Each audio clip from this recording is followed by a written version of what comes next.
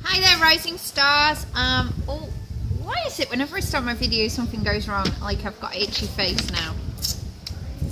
Oh my god, that's terrible.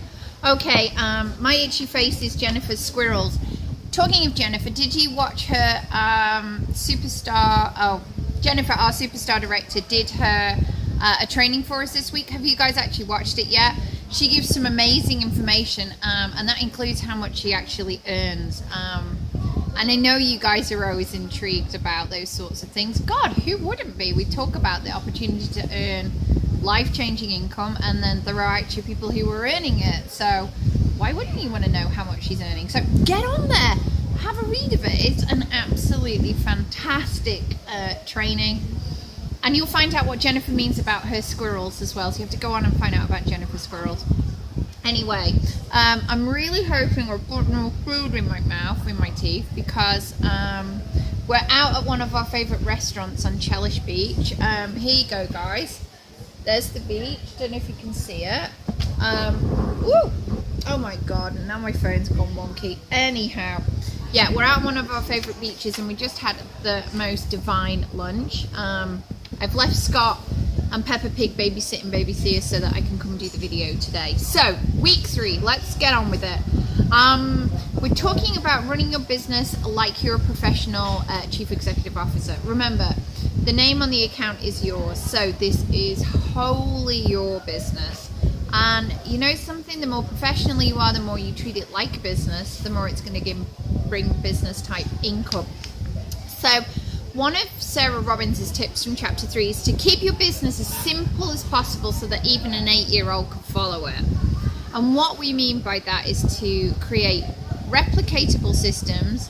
When you see something that's a success, do what that person is doing. So we give you guys loads of hints and tips and things that have worked for us and worked for others.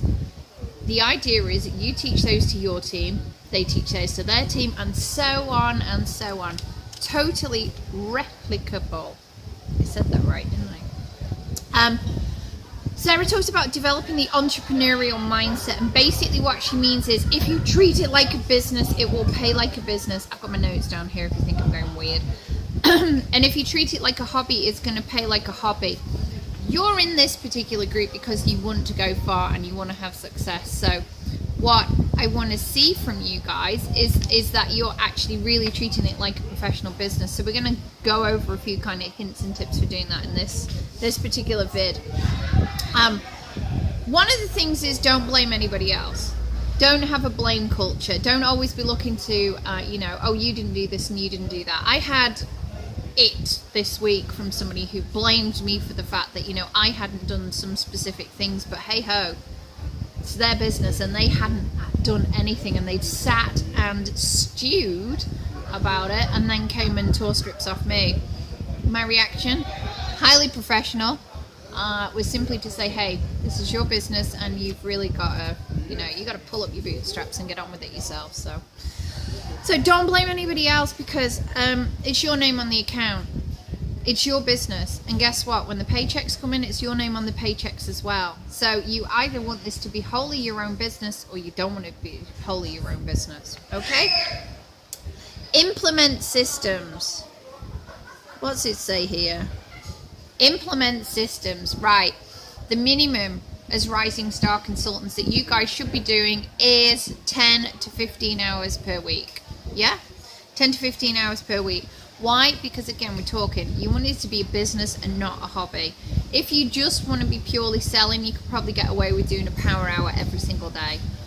Angie Williams did a call for us directors the other day. She is a rising star, a shining star winner. I can never get the names of our awards right.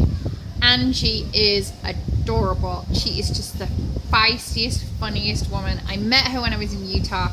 She is so giving of her information on her time. So if you can find anything with Angie William on it, check it out. But she gave a great tip, and she says you have to work consistently. Find the time. She marks up catalogs while she's on her way to church and her husband's driving the car. She'll have a computer in the kitchen, so while she's cooking dinner, she can also be answering queries and getting sales in. Our superstar director, a couple above from Jen, Dorothy Thurman, her computer and entire workstation is on the kitchen. She stands there and answers everything. That's where she works from. You know, you can find time to work your business if you want to. And if you don't, you're going to make excuses. And as Mary Christiansen says, you can't make money and excuses at the same time. And it is true. So another thing Sarah says, and it is so true, is you can work this business part-time, but you can't work it sometimes. And that links back to things we've said on our videos before about being the seasonal cafe, where you just kind of open every now and again. You know, you'll be open for 5 days a week, 1 week, and then the next week you'll take the week off and open at the weekend. That's not going to keep your customers, and it's not going to keep your team engaged either. I see it time and time again. Highly devoted leaders who then, I don't know, they get had by Jennifer squirrels and they just suddenly disappear off. And they think if they leave their team, you know, to fester or do things for themselves for a week or two, that somehow they're going to come back to a highly motivated team. They're not. They're going to come back to a team that is on the wane because they're already feeling undervalued and unwanted. So find ways to work with your team, find ways to make your sales, and work your business daily. That is absolutely it, guys. We talk about in the chapter about being a busy fool, and we talk about being busy. Well, being busy doesn't necessarily equate to earning income, does it? I mean, it doesn't. I mean, I can be busy all day long. I seem to particularly excel at tidying up, which seems to take hours, and when I look around, absolutely nothing has been done. It's probably because I'm talking to you guys on Facebook, but never mind. So make sure that you are doing 3 income generating things, and that does not include your time on Facebook. I'm sorry guys, but it really doesn't. You must be sharing your business and inviting people to join, sharing your products and inviting people for sales and parties, following up with people constantly, signing them up and getting them trained. I really think with you guys, we are starting to get the message that you don't just get them in and leave them. You get them in and you get them trained. We contact every single one of our newbies. Even if they're in your downline, I contact them consistently. Why? Because I need to feel that they can come to us and to you. It takes the pressure off you as new sponsors for a start. Second of all, I want to contact all my newbies. How do I do it? I friend them on Facebook and I send them a simple message and some our Basecamp notes. I want you guys to take that away now, and when you have people who are coming in below people on your team, make the contact.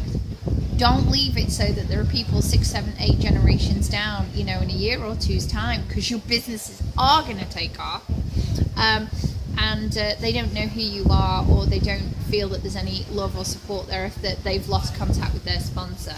Okay, it's this really simple thing. I do it once a day. I do it at the same time every day, so it is a system for me. My face is so itchy. This is terrible.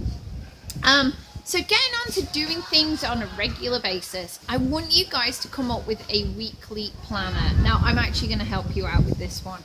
My time management after Thea was born, because that's only really when I actually noticed it, was absolutely shocking. I never really seemed to get anything done. So in the end, I sat down and I took advice from loads and loads of different directors up to superstar director, and I came up with a plan of what I should do every single day. So I'm going to help you guys to do that.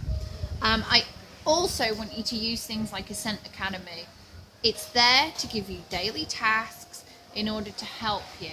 Now, in the week, I might do a separate video on a Scent Academy. It is a highly underused training program. You guys should all be enrolled on it.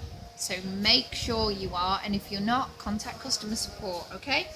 In your weekly plan, you need to include the Scentsy calls. You should be listening to the Scentsy calls. You should be getting yourself out there and getting noticed for turning up to everything. Listen to the trainings, and, you know, factor in also time for your opportunity meetings and stuff like that.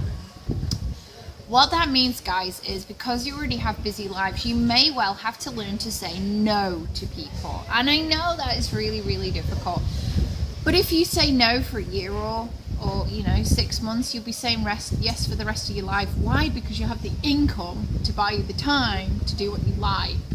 So everybody's quick enough to say no to us when we ask them for parties or for sales or whatever. So learn the same thing. Can you do this? Well, actually, no, not right now. I can't drop your kids off. I can't do whatever it is because I have to work. you know? Really think about it, and there's nice ways to say no.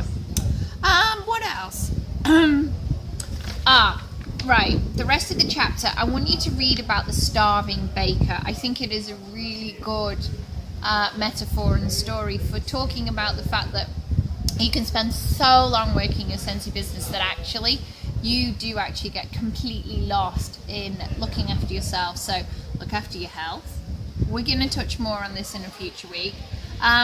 Fill your bucket, as they say. We talk lots about filling your bucket. So personal development, personal relaxation, affirmations, you know, things like that. Sarah talks much more about it. So really read the rest of that chapter. And I think really her final big thing, and the thing that I wanted to take away from this week, actually we've had to touch on so many things that we could make like individual videos about, because they're so incredibly valuable, and she's crammed them all into like one entire week. Do your thoughts align with your actions? I often talk to our team when they're feeling negative about the fact that negativity is a self-fulfilling prophecy. If you're saying to me, I can't do this, or I think I'm not going to recruit, etc., etc., you're not. I know this from personal experience. I had a really good first year. We recruited 36 consultants. Second year I did 17. Now that still kicks the pants off most people, but for us that was awful. I then sat down with Heidi's mum, Alice I'm not even going to go there. I can say it, but it needs time to say the name. The wonderful Alice, who's Heidi's mum. And she told me to start making friends and stop recruiting.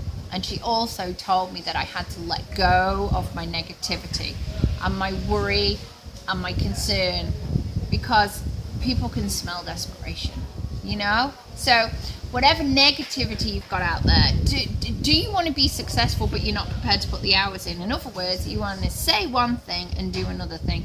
If the two don't align together, you're really not going to go anywhere. It's like pressing the accelerator and having the brake on in the car, you know? You're just going to burn out the gears.